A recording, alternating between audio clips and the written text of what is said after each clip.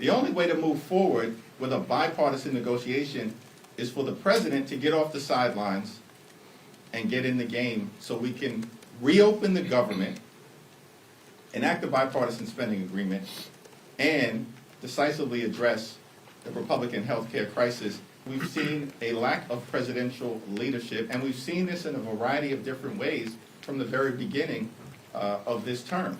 It's a my way or the highway approach. That's the reason why Republicans have shut the government down up until this point. But it's not working for the American people, and they're going to have to change course. About being a democratic socialist, are you personally really comfortable with having a socialist running your city? Zohran Mamdani is the mayor-elect of the city of New York, and it's incumbent upon everyone to make sure that he's successful. It's an honor to be joined today by Whip Catherine Clark, Chair Pete Aguilar. We've got Steering and Policy Co-Chair Debbie Wasserman Schultz, Democratic Policy and Communications Committee Co-Chair Lauren Underwood, and DCCC Chair Susan Del Bene. Last night was a big night for the American people, and of course a big night for the Democratic Party and our candidates who were successful all across the country in making it clear to the American people that we're going to fight to lower the high cost of living, stand up for them, improve their quality of life, address the Republican health care crisis, and push back against the extremism that is being unleashed with record speed on the American people. It's clear that last night was also a decisive repudiation of Donald Trump and failed Republican policies. America is too expensive. The cost of living is way too high.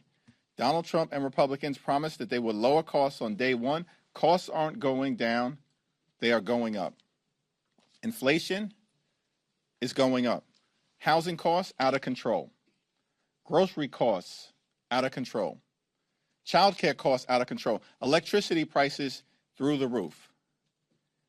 And now that we are in day 36 of the Trump Republican shutdown, it's clear that because of the Republican refusal to extend the Affordable Care Act tax credits, tens of millions of Americans are about to dramatically experience increases in their premiums, copays, and deductibles, which will make it unaffordable for them, their children, and their families to go see a doctor when they need one.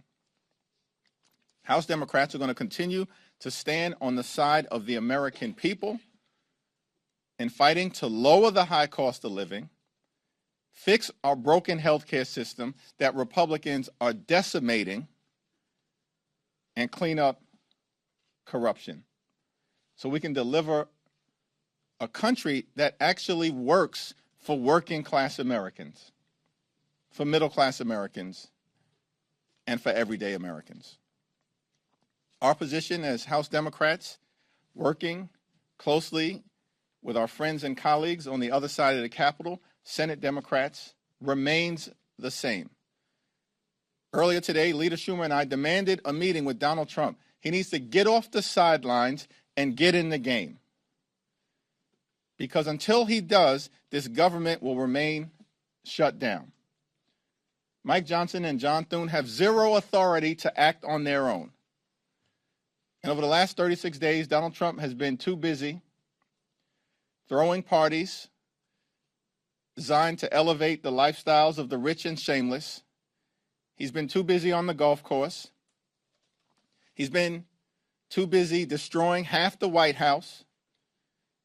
And he's been too busy finding $40 billion for the people of Argentina, and yet can't find a dime to prevent children in this country from going hungry.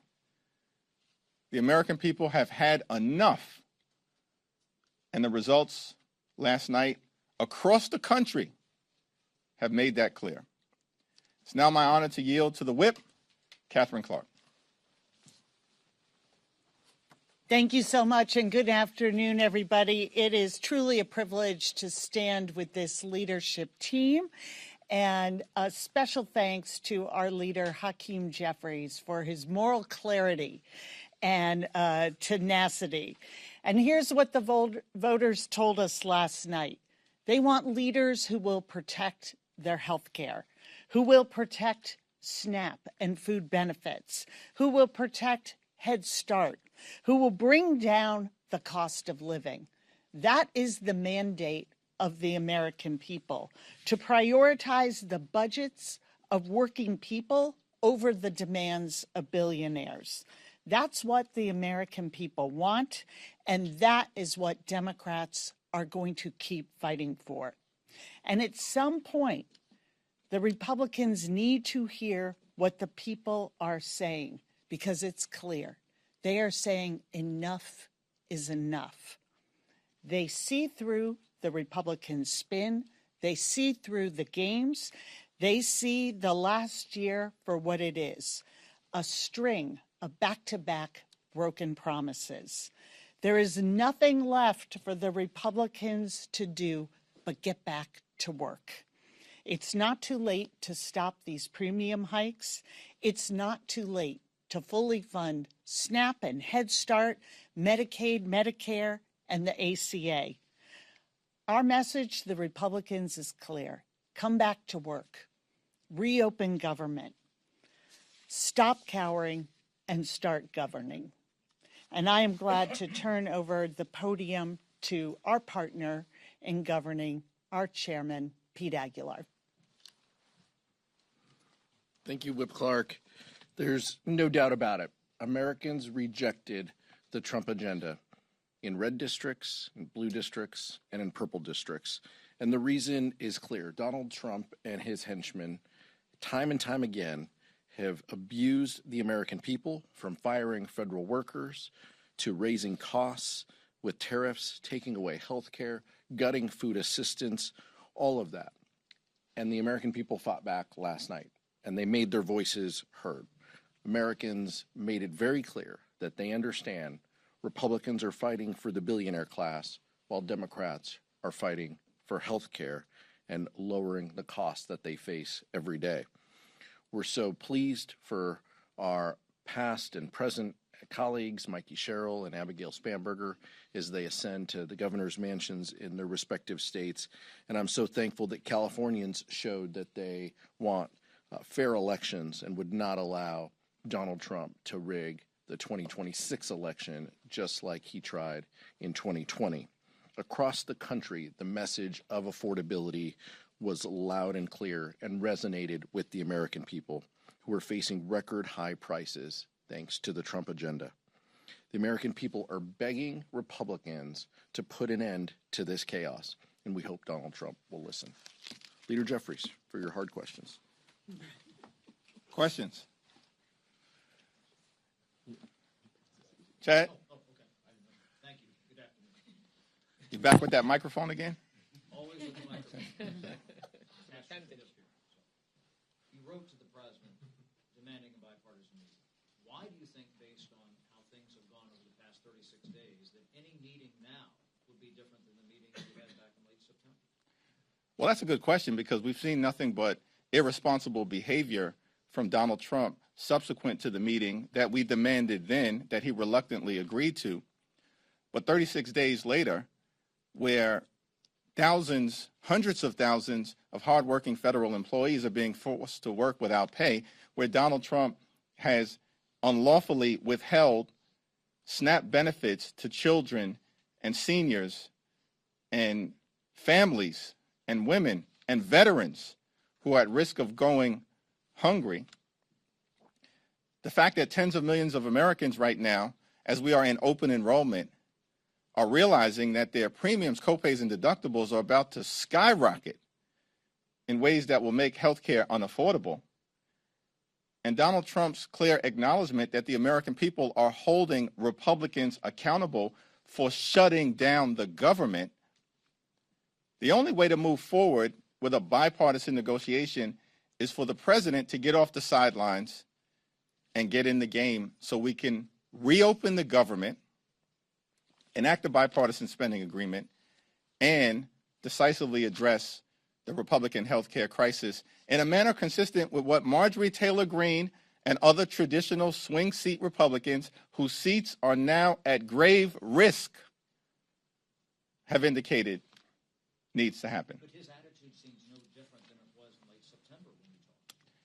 Unfortunately, we've seen a lack of presidential leadership, and we've seen this in a variety of different ways from the very beginning of this term. It's a my way or the highway approach. That's the reason why Republicans have shut the government down up until this point. But it's not working for the American people, and they're going to have to change course. Thank you.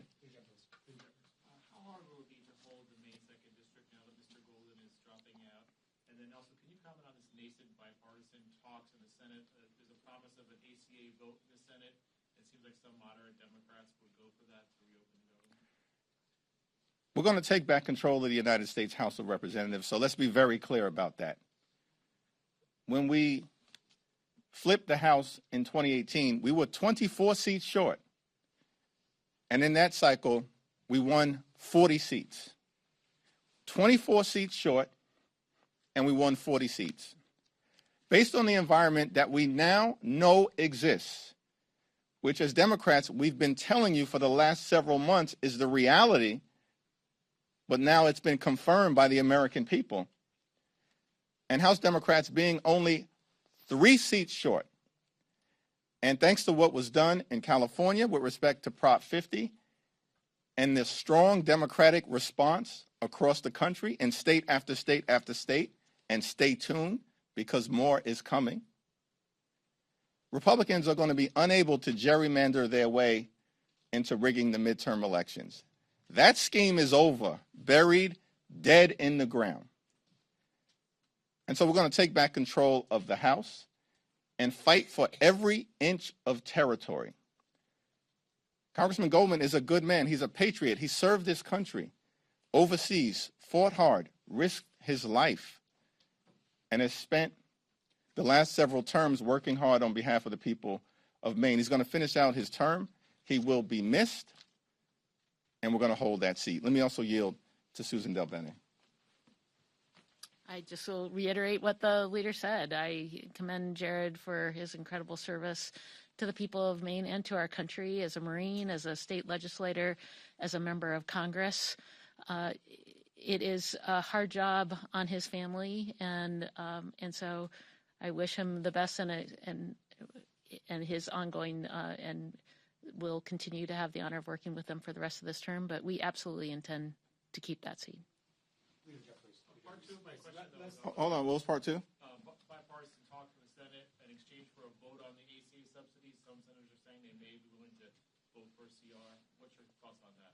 Our view remains the same, that we will consider in good faith anything that emerges from the Senate, as long as it's bipartisan, that reopens the government. It has to decisively address the Republican health care crisis. We'll evaluate it on the merits. We remain in close communication with our Senate colleagues from Leader Schumer on down. Anu? Last night in New York, Zohran Mamdani made no apologies about being a democratic socialist. Are you personally really comfortable with having a socialist running your city? Zohran Mamdani is the mayor-elect of the city of New York, and it's incumbent upon everyone to make sure that he's successful. Thanks. Second row. I want to ask about the Venezuela briefing today. Do you feel like you received a sufficient briefing from the administration, or do you need more information? More information. Thanks. Thank you, Mr. Leader. I want to go back to the letter that you and Leader Schumer sent to the president demanding a meeting. Soon after that letter was sent, he told Senate Republicans again to eliminate, to nuke the filibuster. Does that give you, any indication that he is interested in bipartisanship if he's telling Senate Republicans after you and Leader Schumer demanded a meeting to try to find a bipartisan solution, that he is in fact interested in bipartisanship? Donald Trump continues to own this shutdown. Effectively, he's saying that Republicans shut down the government and have the power to reopen it, but they are refusing to do so because they want to continue to gut the health care of the American people. And these extremists have zero interest in lowering the high cost of living. They learned nothing, apparently, from being shellacked all across the country. Anyone else want to jump in? Okay. Speaking of New York, last night you had record turnout in New York City for this election.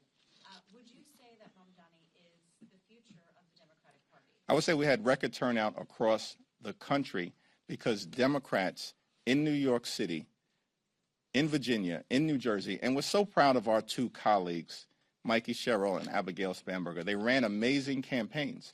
But what Democrats have done all across the country is lean into the issue of affordability because of the fact that America's too expensive. Costs are too high, and Donald Trump and Republicans, not only have they not done anything about it, they've made it worse. As a result of the Trump tariffs, as a result of them detonating the clean energy economy, that's why electricity bills are skyrocketing. And now, of course, they're forcing these dramatically increased health care premiums to be visited upon the American people. What are some things from the Venezuela briefing that you did not hear that you would like to hear? One, we need a full congressional briefing. One of the reasons why we haven't had one is because Mike Johnson and House Republicans have literally been on a taxpayer-funded vacation for the last 6 weeks. This is extraordinary. Mike Johnson has castrated his own majority. They are running scared. They have nothing to say. They're on the sidelines. There's no health care plan. They have no interest in lowering the high cost of living. And of course, they continue to run this pedophile protection program, which is why they have not sworn in Representative-elect Adelita Grijalva, which is egregious that this has gone on now for 6 weeks. Peter, can I say something about Venezuela? Yeah. I represent the district with the most Venezuelans in the country. I have not been briefed, and I'm glad that at least the administration briefed some of our leadership. But let's be very clear.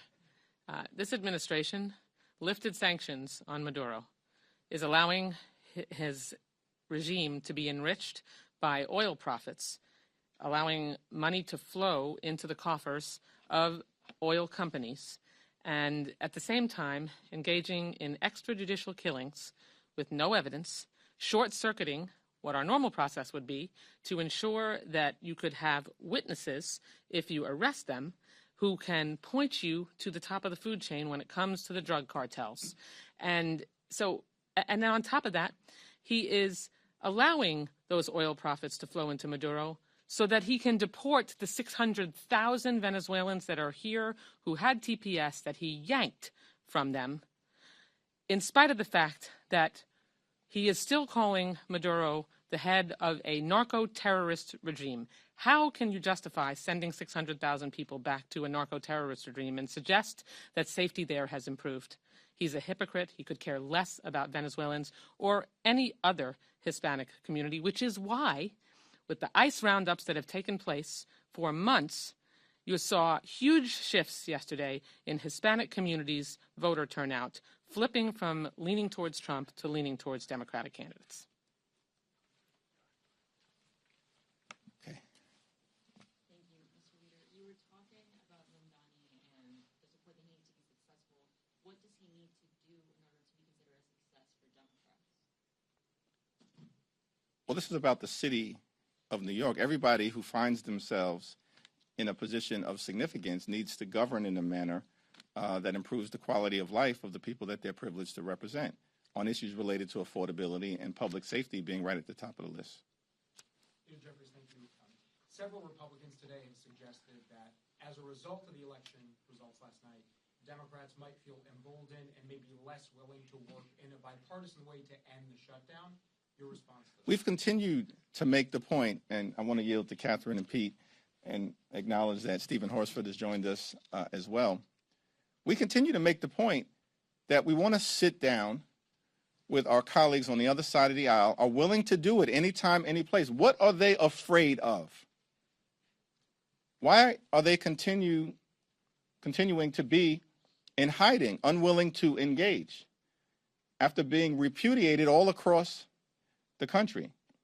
And yet the first thing that Leader Schumer and I did earlier today was to say to President Trump, we're willing to sit down, find a bipartisan path forward, reopen the government, decisively deal with the Republican health care crisis, and actually address the issues of importance to the American people. One of the reasons why Republicans were so decisively defeated all across America yesterday is because their policies have been a complete and total failure. They lied to the American people. They said they were going to focus on making life more affordable and have done the exact opposite. America is now more expensive because of Donald Trump, House and Senate Republicans. All they've done is to focus on massive tax breaks for their billionaire donors and made those tax breaks permanent.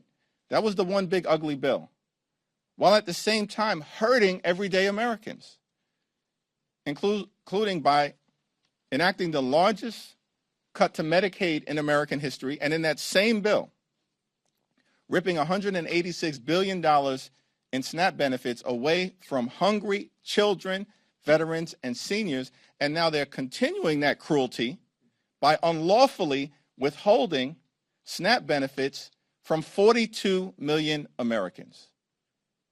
The American people understand that Republicans have failed them in record speed, and that's why they're moving in a different direction. Catherine?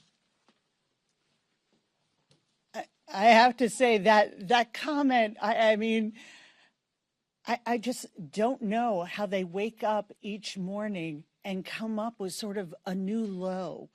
Since they took office in January, since Donald Trump became president in January, there has been no extension to the Democrats, no desire to come and work with us. There was a CR back in March, our budget, take it or leave it. Then they went into their budget through the reconciliation process, take it or leave it. And then they followed up at the end of the year and once again said, take it or leave it. And what we are saying is no to this extreme agenda, that we are not going to sit by when they say our job is going to be to lower costs on day one, and everything they have done in a completely partisan way has made life harder and more expensive for the American people. And this bargain that they have cooked up, that they are going to take Medicare and Medicaid and the ACA tax credits and veterans benefits and medical research in this country and the SNAP program and cut them in order to pay for permanent tax cuts for the very wealthiest. It is outrageous. And where are they? How would they even know what a negotiation looks like? We've been sitting, waiting for them to come back to Washington, and they simply refuse. We are here. We understand that we need to end this shutdown. And we have been shouting from the rooftops. And now we have been joined by a chorus of American voters who are saying this is not the way forward. We are the ones that matter, not your billionaire donors, not the ballroom off the East Wing, not renovating a bathroom in the White House or throwing a Great Gatsby party during a shutdown. It is about us. And when 60% of American households can't afford the basics, it is long past time they come and work with Democrats. We understand they control the House, the Senate, and the White House. That's how we got into this shutdown. That is their choice. But we stand ready to negotiate. But you can't negotiate without a partner. So I hope that comment is an indication that they are willing to take in what the American people told them last night and finally come to the table.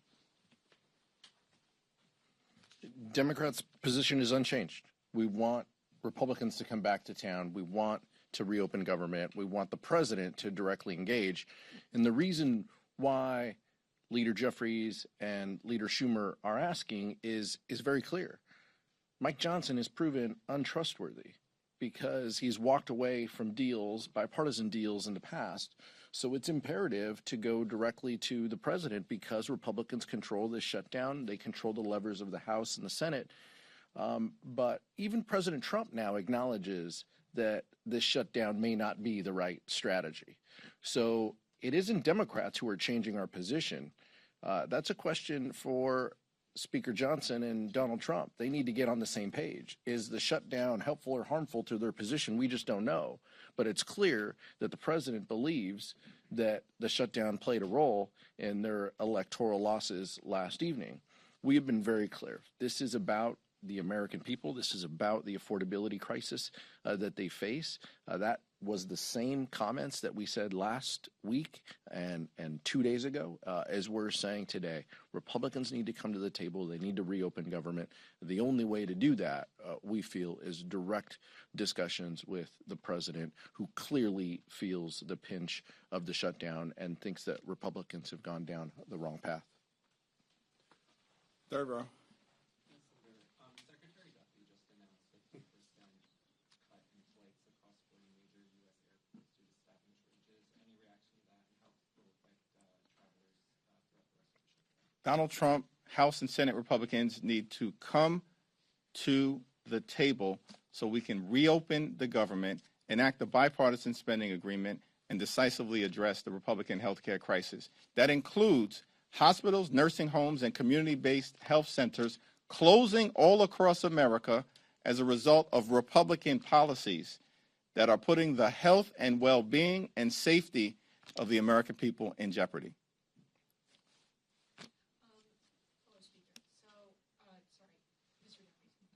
That's all right. I like the way you said it the first time. So, obviously, Democrats have gained quite a bit of momentum from last night winning major elections. How do you carry that momentum even as the shutdown continues and people continue to be quiet? Well, we are laser focused on reopening the government, on finding a bipartisan path forward, and addressing the issues that the American people have clearly indicated they want addressed, such as lowering the high cost of living and fixing our broken healthcare system, while delivering a country that actually puts working class Americans, middle class Americans, and everyday Americans first, as distinguished from what Republicans have done, which is to prioritize solely their big donors, the wealthy, the well-off, and the well-connected. I don't know, Stephen, if you want to jump in, or Lauren. We're in a spread the love kind of mood today. Well, I would just say it's really clear to me that the results of the election yesterday prove that Donald Trump's agenda is broadly unpopular. His approval numbers show that he's incredibly weak. He's lost. You know, where I'm from, we call that a loser. Democrats, Team Blue, won. And we are here inviting the president to come back to the negotiating table. I think that that's something that the American people would broadly support. It's certainly a winning position, and we're very excited for the midterm elections next November.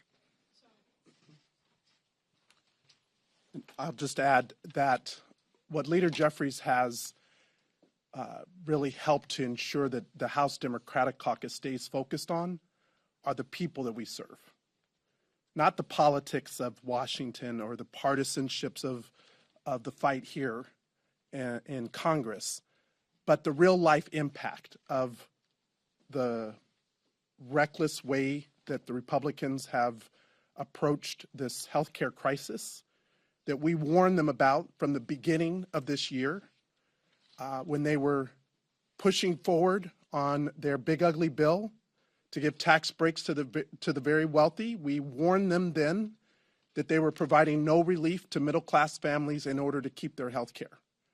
We warned them that when they cut $168 billion out of the Nutrition Assistance Program, that it was going to come back to bite them, because it's not just the beneficiaries of SNAP, but it's the local grocery stores who are now losing the economic impact of those dollars.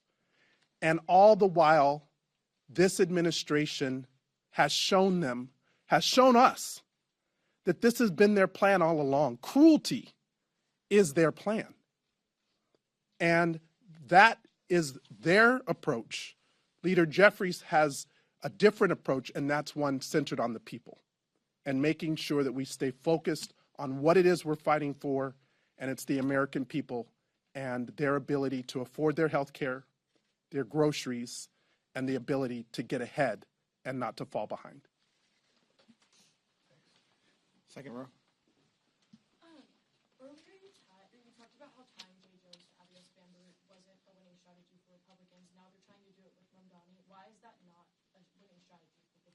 we're going to continue to stay focused on the issues that are of importance to the American people, putting the affordability crisis first, driving down the high cost of living, addressing the growing inflation that Donald Trump and Republican policies, including through the tariffs, have brought to everyday Americans, and of course addressing the healthcare crisis, which is an American crisis.